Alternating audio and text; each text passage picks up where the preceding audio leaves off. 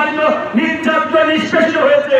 পানির বাঁধকে বাধা দিলে পানির বাঁধ যখন ভেঙে যায় তার গতি জোরে যায় না আস্তে যায়? বাংলাদেশ জামাত ইসলামের 11 জনকে শহীদ করা হয়েছে, 5 জনকে ফাঁসির কাস্টে ঝুলে দেওয়া হয়েছে। বাংলাদেশ জামাত ইসলাম থেমে যায়নি, বরং তার গতি তার চেয়ে দ্বিগুণ হারে বেড়ে গেছে। ঠিক না? বাংলাদেশ জামাত ইসলাম কোন ব্যক্তি মানুষের দিকে থাকে না, কোন মানুষকে আহ্বান করে না, মানুষকে আহ্বান করে একমাত্র কার দিকে? বাংলাদেশ জামাত ইসলামের স্লোগান কি?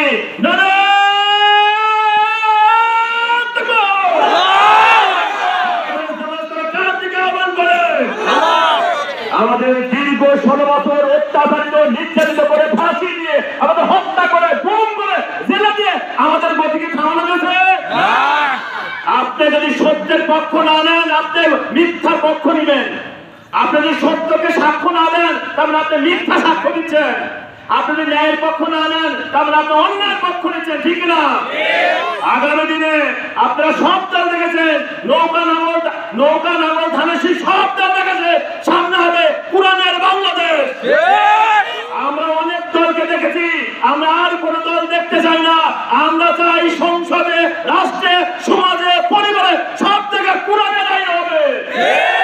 যদি এটা চেয়ে থাকেন, অন্তরে যদি বিশ্বাস করে থাকেন, আপনার সৃষ্টিকর্তা যদি আল্লাহকে মেনে থাকেন, তাহলে আগামী দিনে যে ভোট যুদ্ধ আছে সেই ভোট যুদ্ধে সব মানুষকে আমাদের বিজয় করতে হবে। ঠিক না?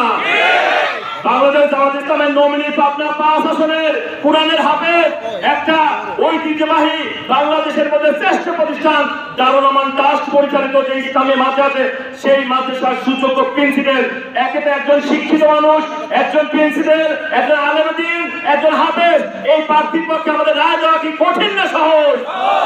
যদি সহজ মনে করে থাকেন, যদি সত্যের পক্ষ নিতে থাকেন, আগামী যে নির্বাচন আসবে এই স্যান্ডার রক্ষা করার জন্য প্রয়োজনে আমাদের যদি জীবনের কোনো কিছু ত্যাগ করতে হয়, সেই ত্যাগ করতে কি রাজি আছেন? ইনশাআল্লাহ আমরা কাজ করি আল্লাহর জন্য, আমরা কাজ করি ইসলামের জন্য। আমার ভোট হবে ইসলামের জন্য। ঠিক না? আগামীর বাংলাদেশ কিসের বাংলাদেশ? ইসলামের বাংলাদেশ, কোরআনের বাংলাদেশ। সবাইকে সেই বাংলাদেশের আহ্বান জানিয়ে আপনাদের যে শক্তি সামর্থ্য আছে সেটা কাজে লাগিয়ে আগামী আমাদের যে নির্বাচন আসবে সেই নির্বাচনের দাঁড়িপাল্লার পক্ষে কাজ করবো ইনশাআল্লাহ। সবাইকে ধন্যবাদ জানিয়ে আমার কথা শেষ করছি।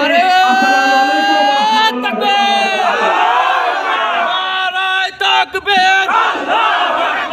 বাংলাদেশ জামাত ইসলামী জিন্দাবাদ জিন্দাবাদ। ধন্যবাদ।